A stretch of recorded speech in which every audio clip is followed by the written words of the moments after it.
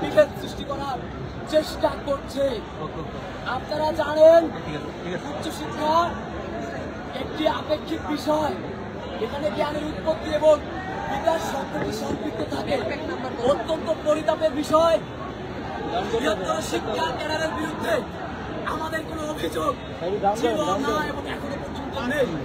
কিন্তু আমাদের যারা শিক্ষক মহোদয়গণ আছেন তারা বছরের পর বছর শিক্ষা মন্ত্রণালয় ম্যানেজ করে, রাজনৈতিক ব্যক্তিবর্গ ম্যানেজ করে তারা থেকে যাচ্ছে এবং থেকে যাওয়ার নিয়ে আমাদের কোনো আক্ষেপ নেই। অত্যন্ত কষ্ট লাগে যখন উচ্চশিক্ষার ক্লাসরুমে ঠিক মতো শিক্ষক মহোদয়গণ শিক্ষকদের চাহিদা অনুযায়ী লেকচার প্রদান করে না। যখন শিক্ষক মহোদয়গণ শিক্ষার্থীদের মন মতো করে কোনো প্রকার শিক্ষা অ্যানালাইসিস না করে ক্লাসরুমে আসে, তখন শিক্ষার্থীরা যদি চাকরিতে কথা বলে তখন তাদেরকে বিভিন্ন ধরনের নেতিবাচক মন্তব্য করা হয়। কাজেই আমরা শিক্ষক শব্দের বিরুদ্ধে এখনো পর্যন্ত আপনারা দেখেছেন কখনোই দাঁড়ায়নি। এই শব্দের বিরুদ্ধে কখনো দাঁড়ানোর পসিবল না, সম্ভব না, তাহলে আমাদের অস্তিত্ব বিলীন হয়। কিন্তু রাষ্ট্র শিক্ষার্থীদের কল্যাণের কথা চিন্তা করে যে ধরনের শিক্ষক নিয়োগ ক্রাইটেরিয়া চালু করবে আমরা সেটাকে স্বাগত জানাবো। কারণ আমরা মানের বিকাশ চাই। শুধুমাত্র ঢাকা শহরের প্রাণকেন্দ্র থেকে সার্টিফিকেট মার্কা একটি শিক্ষা জীবন নিয়ে আমাদের বিষণ্ণতা কাটছে না। অসংখ্য শিক্ষার্থীকে আত্মহত্যার পথ ধরে ঠেলে দিয়েছে এই শিক্ষা সিন্ডিকেট, যারা গুণগত মানের বিপক্ষে, আমরাও তাদের বিপক্ষে। কিন্তু শিক্ষক শব্দের বিপক্ষে আমাদের অবস্থান না। প্রিয় সাংবাদিক বৃন্দ, আপনারা জানেন যে বিগত সময়গুলোতে শিক্ষা মন্ত্রণালয় প্রেস ব্রিফিং পর্যন্ত করেছে। তারা জানিয়েছে এগুলো যে উচ্চ মাধ্যমিক শিক্ষার জন্য অনেক বেশি সমৃদ্ধ, এই ক্যাম্পাসে উচ্চ মাধ্যমিকের সক্রিয়তা বজায় রেখে ডিসিপ্লিন আকারে বিভক্ত করে অনার্সের শিক্ষা কার্যক্রম পরিচালনা করবে। কাজেই এখানে কোনো শিক্ষার্থীর সাথে শিক্ষার্থী সাংঘর্ষিক পরিস্থিতি হওয়ার কোনো প্রশ্নই ওঠে না। সেখানে মিথ্যা কথা বলে গতকাল আমরা দেখেছি একজন শিক্ষিকা, তিনি শিক্ষার্থীদেরকে বলছে যে ইউজিসি এখানে উচ্চ মাধ্যমিক লাগবে না, এমন নিয়ম করছে। সম্পূর্ণ মিথ্যা এবং ভিত্তিহীন ছিল। উচ্চ মাধ্যমিকের শিক্ষার্থীদের সাথেও রেখেছে একেবারে কোনো প্রকার মিথ্যা মানোয়ার কথা না আসতে পারে। আমরা দাবি রাখছি, যেহেতু অধ্যাদেশ হয়ে গেলে সামষ্টিক সমস্যাগুলো মিটে যায়, সেক্ষেত্রে আগামী সোমবারের মধ্যে অবশ্যই শিক্ষা মন্ত্রণালয় কর্তৃক সুস্পষ্ট রোডম্যাপ অধ্যাদেশের সরকার সকলের সামনে পরিষ্কার করতে হবে। আগামী সোমবারের মধ্যে সুস্পষ্ট রোডম্যাপ পরিষ্কার না করলে এই শহরে 7 দলের শিক্ষার্থীরা বিগত সময়ের মতো করে ভয়ঙ্কর রাস্তায় নামে। কারণ আমাদের ভাইগণ আমাদের আর পেছনে ফেরার সুযোগ নেই। শিক্ষার অধিকারের জন্য রক্ত দিতে দিতে আমাদের রক্ত এখন আর বের হতে চায় না। বাবা মায়েরা অনেক বেশি টেনশন থাকে আমাদের।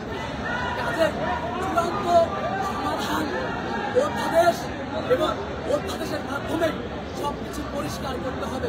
আপনারা জানেন আজকে বিভিন্ন বিভাগের শিক্ষার্থীরা শ্রদ্ধার সাথে, বিনয়ের সাথে তারা ক্লাস পরীক্ষা বর্জন করেছে। কারণ যে শিক্ষক মহোদয়গণ গত 8 বছরে শিক্ষার্থীদের প্রশ্নে একদিন সমস্যাভাবে রাস্তায় নামেনি, তারাই শুধুমাত্র সাবধান বেশি শহরের মতো করে গতকাল রাজপথে গিয়ে তারা দাঁড়িয়েছিল, ইউজিসিতে গিয়ে তারা ডিস্টার্ব করেছে শিক্ষার্থীদের বিপক্ষে গিয়ে। কাজে এই শিক্ষার্থীদের কর্মচারীদের গতকালকে পরীক্ষা নিয়ে ওনারা রাষ্ট্রীয় বিধিনিষেধ লঙ্ঘন করেছে। তাদের শিক্ষার্থীরা আজকে ইডেন কলেজ সহ আমাদের বিভিন্ন ক্যাম্পাসে তারা পরীক্ষা বয়কট করে। আপনারা দেখতে পাচ্ছেন এখনো পর্যন্ত চারদিনের স্লোগান হচ্ছে শিক্ষা সিন্ডিকেটের বিরুদ্ধে। এই স্লোগান বিস্ফোরিত হবে এবং একমাত্র আল্লাহ ছাড়া, রাষ্ট্রীয় বিধান ছাড়া শিক্ষার্থীদের নৈতিক দাবি থেকে কোন প্রকারের অপরাধিত শক্তি আর পেছনে ফেরাতে পারবে না। কারণ শিক্ষা অর্জন করতে এসে আমরা আর কোনো রক্ত দিতে প্রস্তুত নই। আপনারা জানেন এই শহরে উচ্চশিক্ষার জন্য আর কেউ রক্ত দেয় না। এই ঢাকা শহরের মানুষ অন্য ক্যাম্পাসের জন্য একটা বিরুদ্ধ অসহ্য হয়েছে। তাদের প্রোটেক্ট করা হয়েছে। কিন্তু গত 8 বছরে ছাত্ররা শিক্ষার্থীরা বারবার কেন রাজপথে যায়? তারা কি একবারও সমাধান করেছে শিক্ষক মহোদয়গণ? তাহলে রাষ্ট্র যেখানে সুস্পষ্ট সমাধান দিচ্ছে, সুশৃঙ্খল সমাধানের পথে, সেখানে রাষ্ট্রের কাছে বাধা দিয়ে তারা কোন ধরনের সিন্ডিকেটের সেই কালো হাতকে তারা শক্তিশালী করতে চায়? আপনারা জানেন এক ক্লাসে 300-400 শিক্ষার্থী ভর্তি করা হয়। পৃথিবীর কোন নিয়মে আছে 300-400 শিক্ষার্থী এক ক্লাসে বসবে? তারা বলে উচ্চশিক্ষা সংকোচন। আমরা বলি গুণগত মান ছাড়া যদি শিক্ষা দেওয়া হয় তাহলে সেটা হবে উচ্চশিক্ষার সংকোচন। যদি গুণগত মানের উচ্চশিক্ষা দেওয়া হয় তাহলে সেটাই হবে উচ্চশিক্ষার প্রসারণ। কাজেই আমরা প্রসারণের পক্ষে, মানহীন উচ্চশিক্ষার বিপক্ষে, এবং শিক্ষা সিন্ডিকেটের প্রেসক্রিপশন যেটাকে উচ্চশিক্ষার সংকোচন বলছে, আমরা সেটাকে উচ্চশিক্ষার বিকাশ বলছি। এবং সময়ের সাথে সাথে তাল মিলিয়ে, আন্তর্জাতিক শিক্ষার সাথে তাল মিলিয়ে আমরা এই গুণগত পরিবর্তনকে সাদরে গ্রহণ করছি। যেখানে অনার্স মাস্টার্সের শিক্ষার্থীরা সম্পৃক্ত, ফার্স্ট ইয়ার থেকে ফাইনাল ইয়ার মাস্টার্স প্রত্যেকটি শিক্ষার্থী এখানে আছে, এবং তাদের দহন দেখলে এই রাষ্ট্র যে কোনো সিদ্ধান্ত কালকে নিতেও বাধ্য হতে পারে। বরঞ্চ মিথ্যা প্রপাগান্ডা, একদম ভুল এবং নেতিবাচক মন্তব্য, যখন তারা সঠিক যুক্তিতর্কে আসতে পারে না, ঠিক সেই মুহূর্তে মিথ্যা তকমা দিয়ে প্রশ্নবিদ্ধ করতে চায়। কাজে আপনারা সাংবাদিক আকুল আবেদন থাকবে, আপনারা ক্লাসে ক্লাসে প্রয়োজনে ফার্স্ট ইয়ার থেকে ফাইনাল ইয়ার পর্যন্ত সাক্ষাৎকার দিবেন। একজন শিক্ষার্থীও দেখবেন এই উচ্চশিক্ষা সিন্ডিকেটের পক্ষে কথা বলবে না। তারা সুস্পষ্ট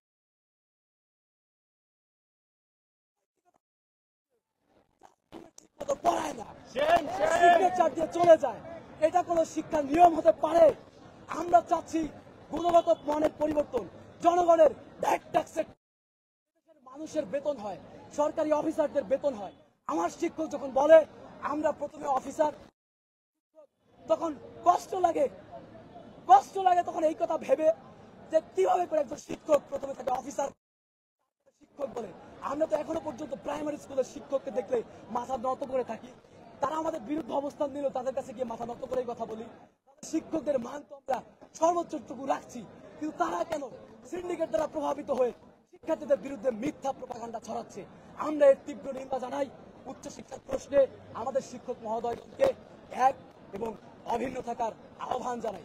আবারও সত্যিকারের হুঁশিয়ারি দিচ্ছি, যদি আমাদের নিয়ে আর কোনো ব্যাডমিন্টন খেলা হয়, আবার কোনো অধিভুক্তি নামক অভিশাপে যুক্ত করার পায়তারা করা হয়, ন্যাশনালে নেওয়ার ন্যূনতম পরিকল্পনাও করা হয়, এই ঢাকা শহর সুস্থ থাকবে না। আমাদেরকে মেরে ফেললেও ঢাকা শহর সুস্থ থাকবেন না যদি আমাদেরকে নিয়ে কোনো প্রকার তালবাহানা করা হয়। আপনারা জানেন ইন্ডিভিজুয়ালি ইডেন কলেজের কিছু শিক্ষার্থীকে তারা মিথ্যা প্রপাগান্ডা ছড়ায়। আজকে ইডেন কলেজ থেকে শিক্ষার্থীরা এসে আমাদেরকে বলছে, ভাই এইভাবে মিথ্যা কথা বলে আমাদেরকে ব্রেইন ওয়াশ করতে চায়। একটি মানববন্ধন হয়েছে ইডেন কলেজে, দেখেছেন আপনারা।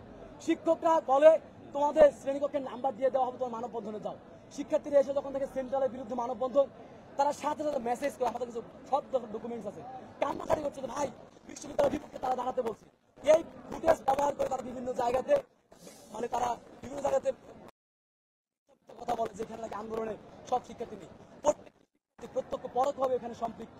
এবং শিক্ষার্থীদেরকে বলে দিচ্ছি যে ভাই বোনেরা, যারা মিথ্যা আপনাদের জন্য বিশ্ববিদ্যালয় মঞ্জুরি কমিশন, শিক্ষা মন্ত্রণালয় সবাই প্রস্তুত সঠিক ব্যাখ্যা দেওয়ার জন্য।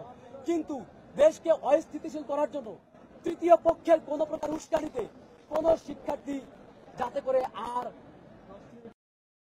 এবং কাজেই আমরা আগামী সোমবারের মধ্যে বিশ্ববিদ্যালয় অধ্যাদেশ সংক্রান্ত ইস্যু পাশে বদরুন্নেসা থেকে, ইডেন কলেজ থেকে, আমাদের তিতুমির কলেজ থেকে, সুরার্দি কলেজ থেকে, কবির স্কুল থেকে সবাই আছে। তারা 30 সেকেন্ড 1 মিনিট করে নিজেদের কথা বলবে। আপনারা দয়া করে ইডেন কলেজ থেকে শুরু করুন।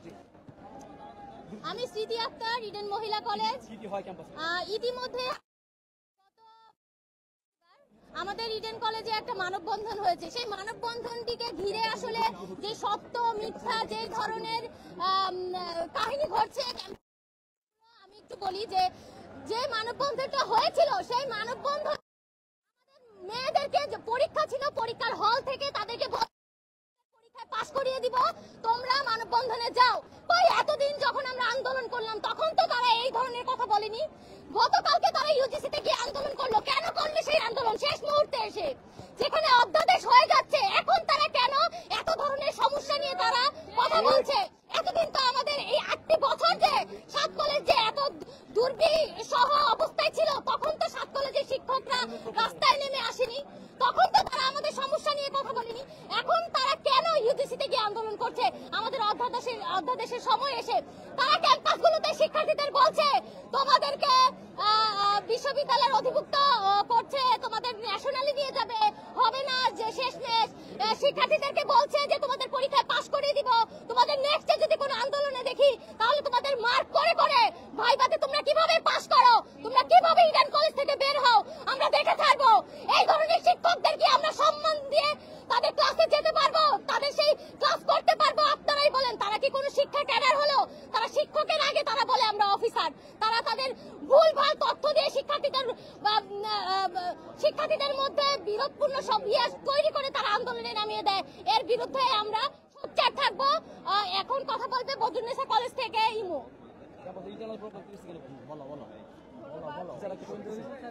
এই শিক্ষক ক্লাসে বলতে পারে যদি আন্দোলনে যাও তাহলে তোমাদেরকে ভাইভাতে মার্ক দিব না, তোমাদেরকে দেখে নিব তোমরা কিভাবে পাশ করো। আমি আসলে তাদেরকে কোনো শিক্ষকই মনে করি না। তারপরেও তাদের উপর তারা আমাদেরকে পড়াচ্ছে, তাদের উপর একটি সম্মান রাখি আমরা সর্বদাই। অধ্যাদেশ চাই, এইরকম শিক্ষা আমরা দ্রুত অধ্যাদেশ চাচ্ছি এবং চাচ্ছি এই শিক্ষা সিন্ডিকেটের যে ষড়যন্ত্র হচ্ছে এগুলো যেন দ্রুত রুখে দেওয়া হয়। ধন্যবাদ। প্রিয় প্রিন্ট, ইলেকট্রনিক ও সাংবাদিক, আমি আওলাদ জিশান। আপনারা জানেন বিগত 8 বছর থেকে রাজধানীর ঐতিহ্যবাহী সরকারি বিশ্ববিদ্যালয়ের অধিভুক্ত হওয়ার পর থেকে শিক্ষার্থীরা নানান ভোগান্তিতে পড়ছে, যার ধারাবাহিকতা বিগত 1 বছর আগে রাষ্ট্রের সকল স্টক হোল্ডারদেরকে 7 কলেজের শিক্ষার্থীরা একটি শান্তিপূর্ণ উপায়ে হচ্ছে যে তাদের সমস্যাগুলা সম্পর্কে অবগত করছে। তারপরে রাষ্ট্রের সকল স্টক হোল্ডার যাচাই বাছাই করে সংশ্লিষ্ট মাধ্যমে একটি সিদ্ধান্ত উপনীত হয়েছে যে আমাদের 7 কলেজ একটি বিশ্ববিদ্যালয় রূপান্তর দেখতেছি। বিশ্ববিদ্যালয় রূপান্তর হওয়ার একেবারে হচ্ছে যে আমরা দেখতে পাচ্ছি যে আমাদের কিছু শিক্ষক নামে কালপিট হচ্ছে যে আমাদের বিশ্ববিদ্যালয় রূপান্তরের বিরোধিতা করছে। তারা হচ্ছে যে শিক্ষার্থীদের বিরোধী করে আবার হচ্ছে যে প্রহসনে নেমে যাচ্ছে। আমরা দেখতে পাচ্ছি যে বিগত কালকে যখন ইউজিসিতে গেছে তখন তারা হচ্ছে যে জাতীয় বিশ্ববিদ্যালয় আবার ফিরে না যাওয়ার চক্রান্ত করছে। আমরা মনে করি শিক্ষা সিন্ডিকেট যে ধারাবাহিকতা 7 কলেজের শিক্ষার্থীদেরকে নিয়ে বিগত সময় হচ্ছে যে সিন্ডিকেট করছে, এই ধারাবাহিকতা অব্যাহত তারা আবারও রাখছে। এর হচ্ছে যে সুস্থ এবং একমাত্র সমাধান হবে অধ্যাদেশের মাধ্যমে। তাই আমরা মনে করি অতি দ্রুত সময়ে অধ্যাদেশ দিয়ে রাষ্ট্র এর একটি সুস্থ সমাধান করবে। ঠিক আছে, ওকে। আসসালামু আলাইকুম, আমি তিতুমির থেকে মোহাম্মদ সানি বলছি, অ্যাকাউন্টিং ডিপার্টমেন্ট থেকে। আপনারা দেখেছেন বিগত দিনে তিতুমির থেকে একটি আন্দোলন হয়েছে তিতুমির বিশ্ববিদ্যালয়ে, কিন্তু আমাদের শিক্ষার্থীরা যখনই বুঝতে পেরেছে তিতুমির বিশ্ববিদ্যালয়ের আন্দোলনটি আসলে যৌক্তিক আন্দোলন নয়, তখন থেকেই তারা হচ্ছে এই সেন্ট্রাল বিশ্ববিদ্যালয়কে নিয়ে স্বপ্ন দেখছে এবং এই সেন্ট্রাল বিশ্ববিদ্যালয়কে নিয়েই তারা হচ্ছে এগোতে চাচ্ছে। কিন্তু একটি বিশেষ মহল তারা গিয়ে এই শিক্ষার্থীদের বিরুদ্ধে দাঁড়িয়েছে এবং এই শিক্ষা সিন্ডিকেটের পক্ষে দাঁড়িয়েছে। তারা চাচ্ছে যে আমাদের এই তিতুমির সহ এবং অন্যান্য বাকি যে 6 কলেজ রয়েছে তাদেরকে ন্যাশনাল নিয়ে যেতে চাচ্ছে। আমরা এই ন্যাশনালে যেতে চাই না, আমরা চাই শিক্ষা ব্যবস্থা এই 7 কলেজের মাধ্যমে দাঁড়াক এই রাজধানীতে।